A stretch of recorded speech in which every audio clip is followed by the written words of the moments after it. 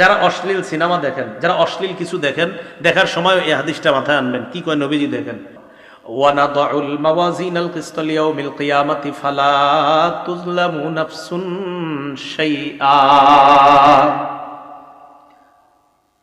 আল্লাহ বলেন, আমি কিয়ামতের ময়দানে ওজনের পাল্লা কায়েম করব, মানুষের আমলনামা ওজন করার জন্য, ইনসাফ কায়েম করার জন্য। কারো প্রতি সামান্য অবিচার করা হবে না। 4 শ্রেণীর সাক্ষী কিয়ামতের ময়দানে দাঁড়িয়ে যাবে। 1 নাম্বার, জমিন সাক্ষী দিবে। এই জন্য জমিনের মধ্যে যখন আমরা চলি, সূরা মুলকের 16 নম্বর আয়াত সব সময় মনে রাখবো। জমিনে হাঁটার সময় মনে রাখবো, আল্লাহ বলেন, আমিনতুম মান ফিস সামাই আইয়াখসিফা বিকুমুল আরদা ফাইযা হিয়া তামুর। তোমরা কি আসমানওয়ালার থেকে নিশ্চিত হয়ে গেছো যে জমিন তোমাদেরকে, জমিনের মধ্যে আসমানওয়ালা ধ্বংস করে দিবেন না, জমিনের নিচে ধসিয়ে দিবেন না, আর জমিন তোমাদেরকে নিয়ে থর থর করে কাঁপতে থাকবে, এই ব্যাপারে তোমরা নিশ্চিত হয়ে যেও না। আল্লাহ বলেন, জমিনে যখন হাঁটো, জমিনে যখন চলো, তোমরা কি নিশ্চিত হয়ে গেছো? যেমনে অহংকার করো, ভাবসাবে মনে হচ্ছে যে জমিনের নিচে আল্লাহ ধ্বংস করে দিতে পারেন না, জমিনের নিচে আল্লাহ তোমাদেরকে ধসিয়ে দিতে পারেন না, এই ব্যাপারে কি তোমরা নিশ্চিত হয়ে গেছো? বলেন, আল্লাহ চাইলে যে কোনো মুহূর্তে জমিনের একদম 1000 মাইল গর্তের নিচে আল্লাহ আমাদেরকে নিতে পারেন কিনা? তা আল্লাহকে নিশ্চিত হয়ে গেছো? বলেন, জমিনের নিচে ধসিয়ে দেওয়ার ঘটনা অনেক আগে ঘটছে না কিছুদিন আগেও ঘটছে? তুরস্কে বাড়ি সহ গেছে না? তো 1 নাম্বার সাক্ষী হবে জমিন। সূরা জিলজালের 4 নম্বর আয়াত আল্লাহ বলেন, ইয়াউমা ইযিন তুহাদ্দিসু আখবারাহা। সেদিন জমিন তার বৃত্তান্ত সব বলে দিবে। এটা হাদিস শুনেন খুব মনোযোগ দিয়ে। এই হাদিসটাও জমিনের উপর যখন চলবেন আর মাথায় রাখবেন। যারা অশ্লীল সিনেমা দেখেন, যারা অশ্লীল কিছু দেখেন, দেখার সময় এই হাদিসটা মাথায় আনবেন। কি কয় নবীজি দেখেন, তিরমিজি শরীফের 2429 নম্বর হাদিস। রাসূলুল্লাহ সাল্লাল্লাহু আলাইহি সাল্লাম এই আয়াত তেলাওয়াত করলেন, সূরা জিলজালের 4 নম্বর আয়াত তেলাওয়াত করার পর নবীজি বলেন, আতাদরুনা মা আখবারুহা। তোমরা কি জানো জমিনের বৃত্তান্ত কি, জমিন কি বলে দিবে? সাহাবীরা বললেন, আল্লাহ আর তার নবী ভালো জানেন। নবীজি বললেন, ফাইন্না আখবারাহা আন তাশহাদা আলা কুল্লি আবদিন ওয়া আমাতিন বিমা আমিলা আলা যহরিহা আন তাকুলা আমিলা কাযা ওয়া কাযা ইয়াউমা কাযা ওয়া কাযা। নবীজি বলেন, জমিন এইভাবে বৃত্তান্ত বর্ণনা করবে, আতুশাল অমুক এলাকার অমুক বান্দা ওই সময় এতটা বাজে অমুক দোকানের সামনে দাঁড়িয়ে টেলিভিশনের মধ্যে অশ্লীল সিনেমা দেখছে। মাবুদ, আমি জমিন তার বিরুদ্ধে সাক্ষী দিয়ে দিলাম, তোমার কাছে বিচার চাই। সময়, স্থান সব বলে দিবে জমিন। 2 নাম্বার সাক্ষী ফেরেশতা। সূরা ইনফিতরের 10 থেকে 14 নম্বর আয়াতে আল্লাহ বলেন, ওয়া ইন্না আলাইকুম লাহাফিজিনা কিরামান কাতিবিনা ইয়ালামুনা মা তাফআলুন ইন্নাল আবরারা লাফি নাঈমিন ওয়া ইন্নাল ফুজ্জারা লাফি জাহিম। আল্লাহ পাক রব্বুল আলামিন বলেন, তোমাদের সাথে সংরক্ষণকারী যত্নবান ফেরেশতারা আছে। তোমরা যা করো তারা তা দেখে। সম্মানিত লেখকগণ, আল্লাহ এরপর বলেন, পুণ্যবানরা নেয়ামতে পরিপূর্ণ জান্নাতে থাকবে আর অপরাধীরা জাহান্নামে থাকবে। বলি নাউজুবিল্লাহ। এখন আমরা বাঙালি তো প্রশ্ন করে ফেলতে পারি, আল্লাহ বলছে সম্মানিত লেখকগণ থাকবেন, লেখকগণ কি করে? এটা কিন্তু বলে নাই লেখকের কাজ কি, কিন্তু এই আয়াতে তো আল্লাহ বলে নাই লেখে। অনেক লেখক আছে লেখে না। তো এইরকম মনে করেন বাংলাদেশিরা এই প্রশ্ন করেও ফেলতে পারে যে হুজুর আল্লাহ বলছে লেখকগণ থাকবে, তো লেখকগণ লেখবে এটা কই আছে? তো যেহেতু এরকম বইলে ফেলতে পারেন, এই জন্য এই জবাব আল্লাহ কোরআনে দিয়ে দিছে। সূরা যুখরুফের 80 নম্বর আয়াতে এই জবাব আল্লাহ দিছে। আল্লাহ বলেন, আম ইয়াহসাবুনা আন্না লা নাসমাউ সিররাহুম ওয়া নাজওয়াহুম বালা ওয়া রুসুলুনা লাদাইহিম ইয়াকতুবুন। তারা কি মনে করে তাদের গোপন কথা আর কানাকানি কথা আমি আল্লাহ জানি না? এমনটা কি তারা মনে করে তাদের গোপন কথা আর তাদের কানাকানি কথা আমি জানি না? আমি আপনাদের সামনে কথা বলতেছি, আল্লাহ এটাও জানি। আমি ওনার সাথে এখন কানে কানে কিছু বলবো, আল্লাহ কয় এটাও জানি। আমি ঠোঁট বলা বন্ধ করব, বন্ধ করার পর আমি মনে মনে কিছু বললাম, আল্লাহ কয় এটাও শুনি জানি। তুমি ঠোঁট খোলো আর বন্ধ করো। হাদিসের মধ্যে আসছে, হাদিসে কুদসির মধ্যে আসছে, আল্লাহ পাক রব্বুল আলামিন বলেন, বান্দা আমাকে যদি ইনজাকারানি ফি নাফসিহি, বান্দা যদি মনে মনে আমারে স্মরণ করে, দেখেন আমি চুপচাপ আছি এখন, ঠোঁট বন্ধ, বিছানায় বালিশে মাথা লাগায় চিন্তা করলাম, আল্লাহরে নিয়ে শুধু চিন্তা করছি, আমি কিন্তু ঠোঁট বন্ধ, চিন্তা করছি। আল্লাহ কয় বান্দা তোমার চিন্তা দেখতেছি শুনতেছি, আমারে তুমি মনে মনে স্মরণ করছো, যাকারতুহু ফি নাফসিহি।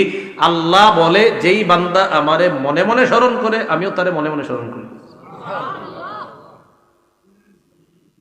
আল্লাহ বলেন তাদের গোপন কথা আর তাদের কানাকানি কথা আমি কি শুনি না, আমি কি জানি না? তারা কি এমনটা মনে করে? না না, আমি সব জানি। শুধু তাই নয়, বালা ওয়া রুসুলুনা লাদাইহিম ইয়াকতুবুন, আমার ফেরেশতাগণ তাদের আমলনামা, তাদের কর্মকাণ্ড লিপিবদ্ধ করে নেয়। লেখেনি? তো লেখকগণ শুধু থাকে না, লেখেও। তাহলে বলেন সম্মানিত ফেরেশতা লেখকগণ তারা দেখে, বলেন ফেরেশতা, বলেন ফেরেশতাগণ দেখে, শোনে, লেখে। এখন আসেন, লেখা তৈরি করার পর একটা খাতা, এটা একটা খাতা, এটা একটা খাতা, এই খাতার মধ্যে লেখাগুলো তৈরি হয়ে গেছে, 1 পৃষ্ঠা 2 পৃষ্ঠা, ঠিক আছে না? এবার বন্ধ খাতা। এবার এই খাতা আমল নামা ফেরেশতাগণ আল্লাহর কাছে পেশ করবে কিয়ামতের ময়দানে। এই খাতাটা আল্লাহ বলেন সূরা বনী ইসরাঈলের 13-14 নম্বর আয়াত, وَنُخْرِجُ لَهُ يَوْمَ الْقِيَامَةِ كِتَابًا يَلْقَاهُ مَنشُورًا। আল্লাহ বলেন বান্দার জন্য আমলনামা আমি খুলে দিব, বান্দা তার আমলনামা খোলা অবস্থায় দেখতে পাবে, তাকায় দেখবে সব লেখা। এবার আল্লাহ বলবে ইকরা কিতাবাক, বান্দা কি ঠিক আছে, পড়ো, সব নিজেই পড়ো। কাফা বিনাফসিকাল ইয়াউমা আলাইকা হাসিবা, যা করছো এটির হিসাবের জন্য তুমি যথেষ্ট। সূরা কাহাফের 49 নম্বর আয়াতে আল্লাহ বলেন বান্দা যখন আমলনামা দেখবে, দেখার পর অনেক বান্দাদের অবস্থা হবে এমন, অপরাধী যারা তাদের অবস্থা কেমন হবে? আল্লাহ বলে ওয়া তারাল মুজরিমিনা মুশফিকিনা মিম্মা ফিহি, নবী আপনি তাকায় দেখবেন অপরাধীরা তাদের আমলনামাটার দিকে তাকায় ভয় পাইতেছে, ভয়ে থরথর করে কাঁপবে আর বলবে মালি হাদাল কিতাব লা ইউগাদিরু সগীরাতাও ওয়ালা কাবীরাতান ইল্লা আহসাহা। অপরাধীরা আমলনামার দিকে তাকা ভয়ে ভয়ে চোখগুলা বড় করে তাকায় বলবে সর্বনাশ, এটা কেন আমলনামা, এটা আবার কেমন আমলনামা, ছোট বড় কোনো কিছুই ছাড়ে নাই। আমি রাতের অন্ধকারে মা বাবার দৃষ্টির আড়ালে আমার রুমের মধ্যে দরজা লাগিয়ে অন্ধকারের মধ্যে একা একি একটা অপরাধ করেছিলাম, এটাও দি এখানে লেখা ইল্লা আহসাহা। বলবে এটা কেমন আমলনামা, এ তো সব লেখা, পুকুরে পানির নিচে ডুব দিয়ে কি করছেন সব লেখা। ওয়াজাদু মা আমিলু হাদিরা, সব পাবে। সূরা নাবার 40 নম্বর আয়াতে আল্লাহ বলেন ইয়াউমা ইয়ানজুরুল মারউ মা কদ্দামাত ইয়াদা, মানুষ যা আমল করছে সব দেখতে পাবে। ওয়ায়াকুলুল কাফিরু ইয়া লাইতানি কুনতু তুরাবা, কাফের বলবে হায় যদি আমি মাটি হয়ে যেতাম। কাপড় কি কাফের কি বলবে? আমি যদি কি দেখা আমলনামা নেন, বলেন কি দেখা? আসেন আগের কথা, আমলের প্রতিদান নির্ভর করে কিসের উপর? নিয়তটা ঠিক করেন, আল্লাহ বুঝার তৌফিক দান করেন। এখন আমলনামা অপরাধী দেখে এইভাবে কাঁপতে কাঁপতে থাকবে থরথর করে। যাক, শেষ হলো এই পর্ব, দ্বিতীয় সাক্ষীর পর্ব। প্রথম সাক্ষী, দ্বিতীয় সাক্ষী ফেরেশতা। তো আজকে থেকে আমরা জমিনে চলার সময় মনে রাখবো যে জমিন আমার সাক্ষী হচ্ছে, আমি কি করছি, কোন সময়, কোন মুহূর্তে, কোন চা স্টলের সামনে দাঁড়িয়ে অশ্লীল কিছু দেখছি, কি করছি, সব জমিন সাক্ষী দিবে। 2, শুধু জমিন না, ফেরেশতারা সম্মানিত লেখকগণ এইখানে আছে, আমার সব কর্মকাণ্ড দেখতেছে, শুনতেছে, লিখতেছে। মনে থাকবে? 3, অঙ্গ প্রত্যঙ্গ। ও মনে আছে মাশাআল্লাহ আপনাদের, অঙ্গ প্রত্যঙ্গ। আচ্ছা এবার সবাই একটু চোখ বন্ধ করেন তো আমার সাথে, করছেন? করলেন? চোখ বন্ধ করলে কিছু দেখা যাচ্ছে? আচ্ছা একবার একটু ভাবেন তো, আল্লাহ যদি জন্ম থেকে এই 2 চোখ না দিতেন,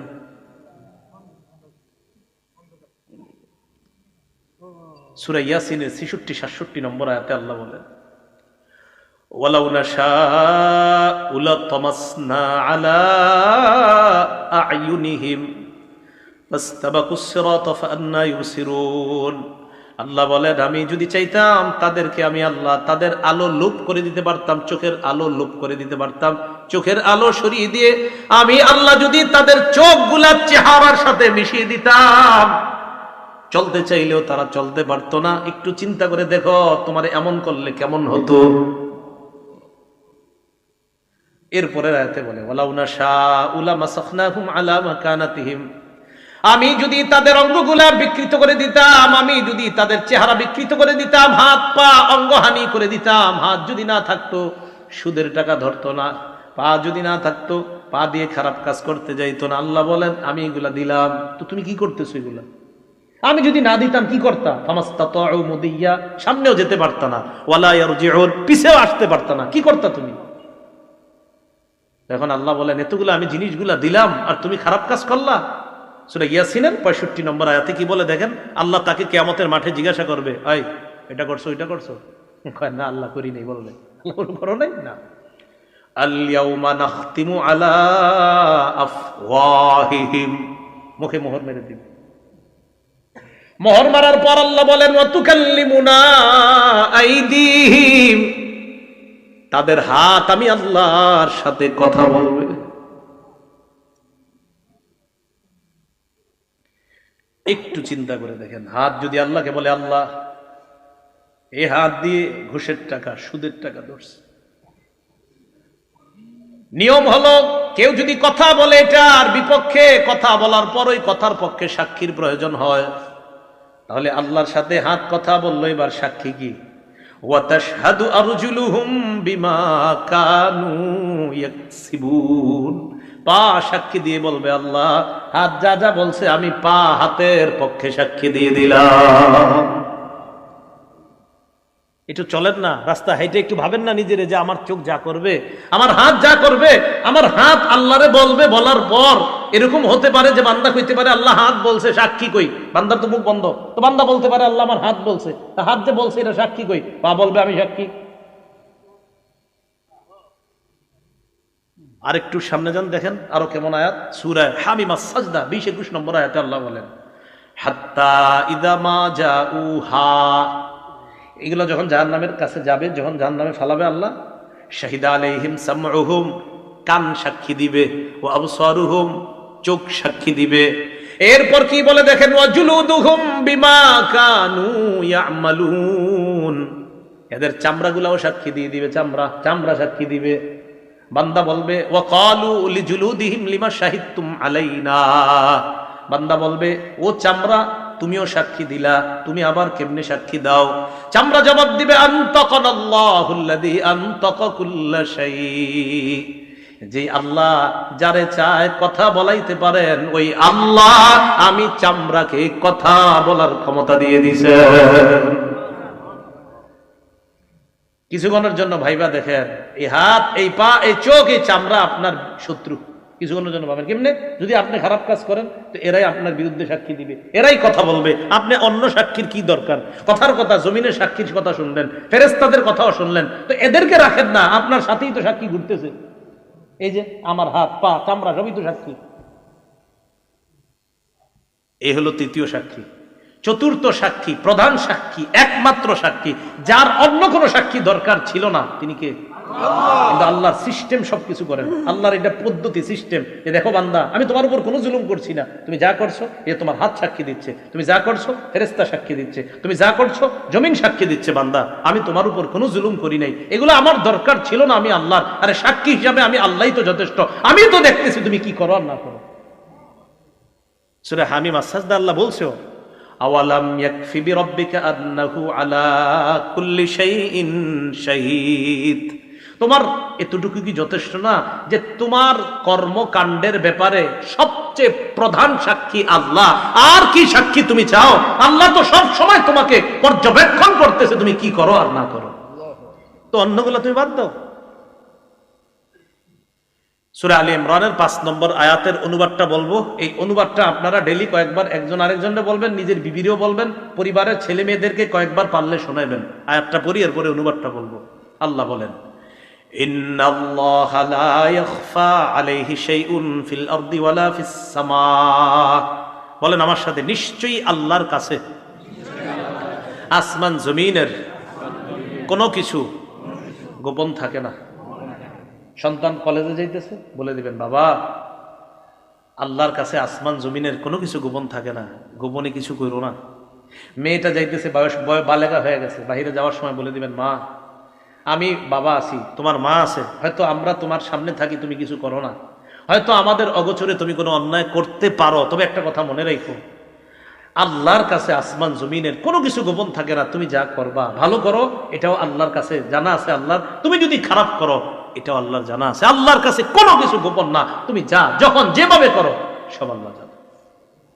এই আয়াতটা প্রতিদিন কয়েকবার একজন আরেকজনে শোনাইবেন অনুবাদটা, যে সূরা আলী ইমরানের 5 নম্বর আয়াতে আল্লাহ বলে দিয়েছেন নিশ্চয়ই আল্লাহর কাছে আসমান জমিনের কোনো কিছু গোপন না।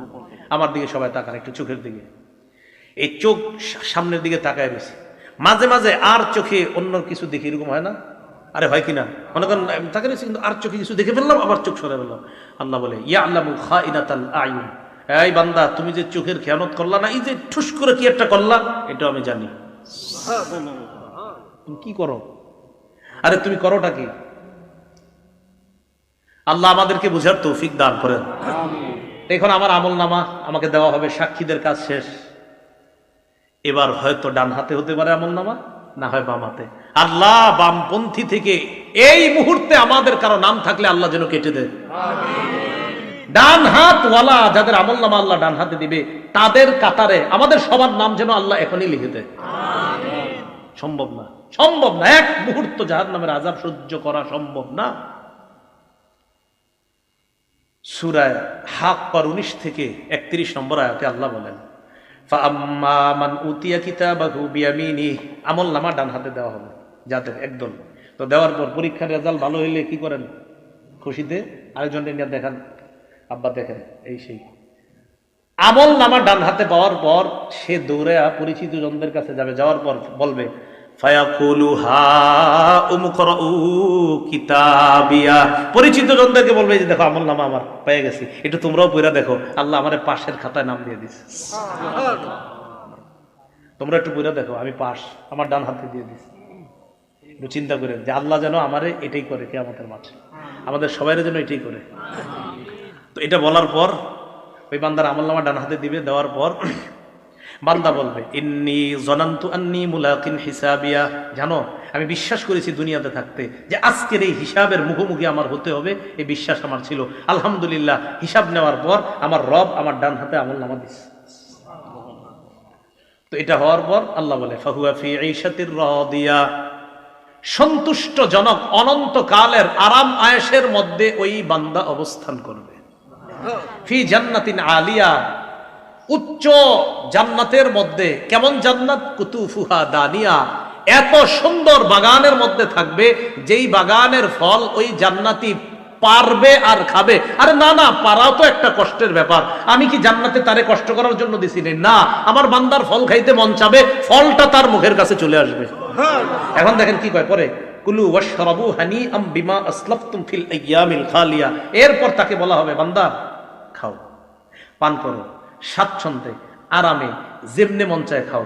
দুনিয়াতে কিছুদিন কষ্ট করেছিলা, রাতে শীতের রাত ল্যাপটা ফালায়া দেয়া মসজিদে ফজর করেছিলা, রাতে ঝড় বৃষ্টি হচ্ছে, তুমি সবাই না গেল তুমি গিয়েছিলা মসজিদে, গিয়ে দেখছো শুধু ইমাম মুয়াজ্জিন আর 2-1 জন আছে, মাশাআল্লাহ তুমিও গিয়েছিলা বান্দা, একটু কষ্ট করেছিলা, 40 বছর 50 60 বছর কষ্ট করেছিলা তো করেছিলা, তো এখন তুমি গাছ থেকে পাইরা ফল খাবা মানি না? না, তোমার যেভাবে যখন যেমনে মন চায়, শুধু মন চাইবে, আসতে দেরি হবে না, বাস।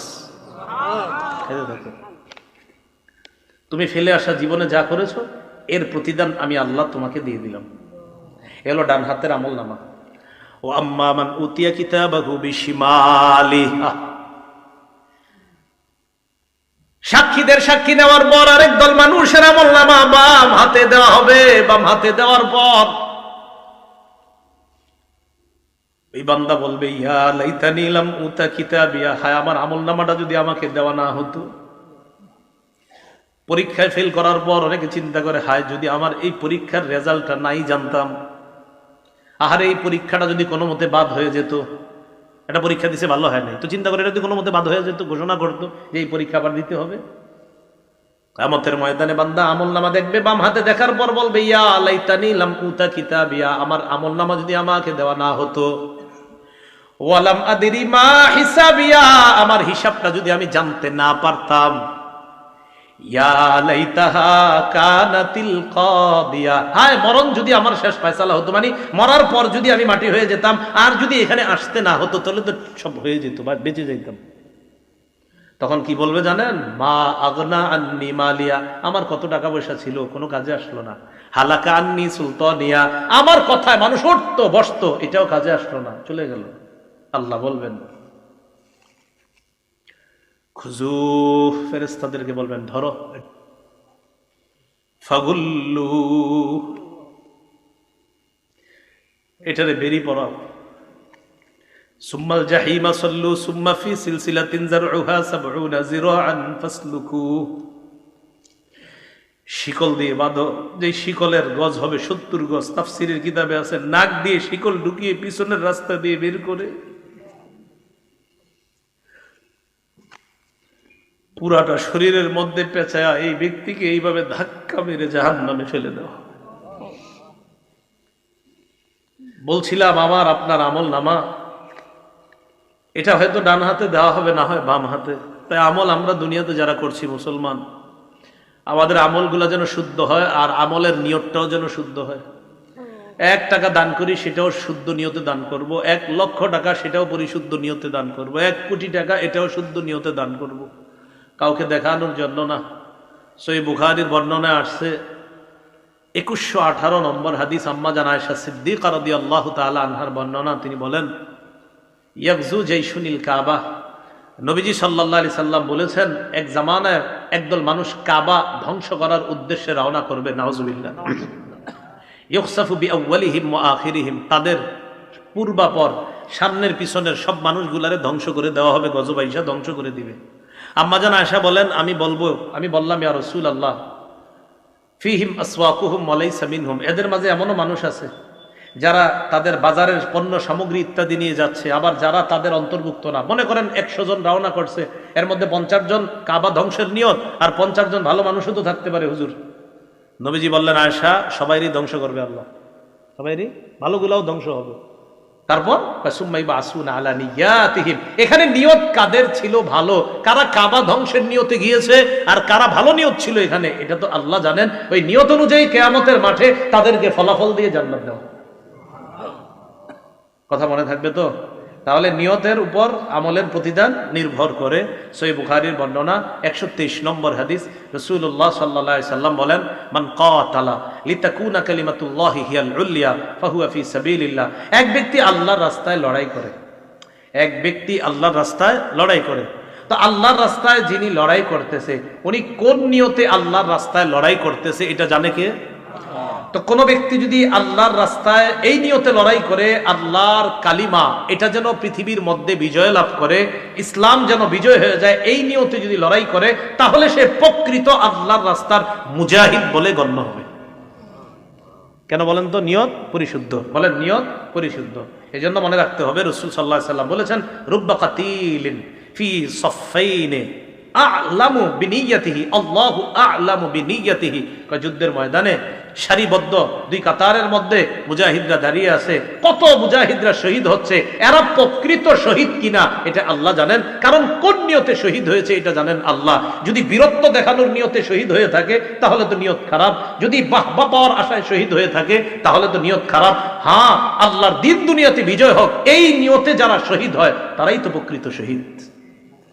তাহলে কি বুঝলাম? শাহাদাত নামক ইবাদত, নামাজ নামক ইবাদত, আল্লাহর দিন পৃথিবীতে বিজয় হবে এই ইবাদত, রোজা নামক ইবাদত, হজ নামক ইবাদত, যাকাত নামক ইবাদত, সদকা নামক ইবাদত, আমাদের ছোটখাটো ইবাদত, সব ইবাদত, সব আমলের আগে কি শুদ্ধ হইতে হবে? আল্লাহ আমাদের সকলকে পরিশুদ্ধ নিয়তের সাথে যেন আমলগুলা করতে পারি, আল্লাহ তৌফিক দান করবেন। হযরত মুনাজাত করবেন ইনশাআল্লাহ, আখেরি মুনাজাত, আমরা মুনাজাতে অংশগ্রহণ করব। একজন একটা প্রশ্ন দিয়েছেন প্রশ্নটা কোনো মাদ্রাসার আলেমকে গিয়ে করবেন, হ্যাঁ, যিনি দিয়েছেন কোনো মাদ্রাসার আলেমকে করবেন। প্রশ্ন উত্তর দিয়েন না, ইউটিউবাররা আছে না, ঝামেলা লাগাই। প্রশ্ন দিবেন না, প্রশ্ন মাদ্রাসায় গিয়ে করবেন। একজনে লেখছেন একটা জিনিস, ওইটা সঠিক না। একজন একটা জিনিস লেখছেন আর কি, এটা বলা সঠিক না। যিনি লেখছেন বাস আপনি জেনে নিয়ে আপনি অন্যদেরকে জানাই দিবেন, এটা বলা সঠিক না, যেটা লেখছেন আর কি বাস। আবার আরেকজনে দেখেন না, কিন্তু যে আমি লিয়ে নিলাম এটা, যেটা লেখছেন এখানে এটা সঠিক না। যে বিষয়টা ওনারা বলে দিবেন, অনেকে জানে না তো এই জন্য বলে ফেলে, তো এটা সঠিক না, এই বিষয়টা এখানে সঠিক না, এটা বলাও ঠিক না, এটা করাও ঠিক না, এটা সঠিক না, এই বিষয়টা না। তো যিনি জেনে জানার জন্য দিয়েছেন, নিশ্চয়ই আপনি কোথাও দেখছেন এটা বলে, বাস তাদেরকে জানিয়ে দিবেন ভাই কথাটা সঠিক না। ঠিক আছে না? ইনশাল্লাহ আমরা কোনো ফেতনা যাবো না। তো ঠিক আছে, হুজুর ইনশাল্লাহ দোয়া করবে। দোয়ার পরে আমাকে বলছে একটা ঘোষণা দেওয়ার জন্য। ওই আপনার আমি যেই পদ্ধতিতে বয়ান করি ওই পদ্ধতিতেই বয়ানগুলা লিপিবদ্ধ করা হয়েছে। প্রায় 8-9 খণ্ড হয়ে গেছে, এর মধ্যে 3 খণ্ড ছেপে গেছে। তো 2 খণ্ড মানে দ্বিতীয় আর তৃতীয় খণ্ড প্রকাশনী থেকে এরা মনে নিয়ে এসেছে। তো মনে হয় সামান্য কয়েকটা আছে, 10-12টা হয়তো আছে বা কম বেশি হতে পারে। আপনাদের কারো লাগলে নিয়ে নিতে পারেন। দ্বিতীয় খণ্ডে সুদ সম্পর্কে, হালাল হারাম সম্পর্কে, আর তৃতীয় খণ্ডটা হলো স্বামী স্ত্রীর একদম দাম্পত্য জীবন পূর্ণ অধিকার, যে কোরআন হাদিস সম্বলিত একজন স্ত্রী স্বামীর কাছে কতটা অধিকার পাওনা, আর একজন স্বামী তার স্ত্রীর কাছে কতগুলো অধিকার পাওনা, এই বিষয়ে এখানে একদম বিস্তারিত কোরআন হাদিসের আলোকে। আলেমরাও নিতে পারেন, সাধারণ যারা আপনারাও নিতে পারেন, আর কারো যদি হাদিস মুখস্থ করার নিয়ত থাকে আপনারাও নিতে পারেন ইনশাল্লাহ। আল্লাহ তৌফিক দান করেন। হুজুর মুনাজাত করবেন ইনশাল্লাহ, এরপর আমরা উঠবো। আসসালামু আলাইকুম ওয়া রাহমাতুল্লাহ।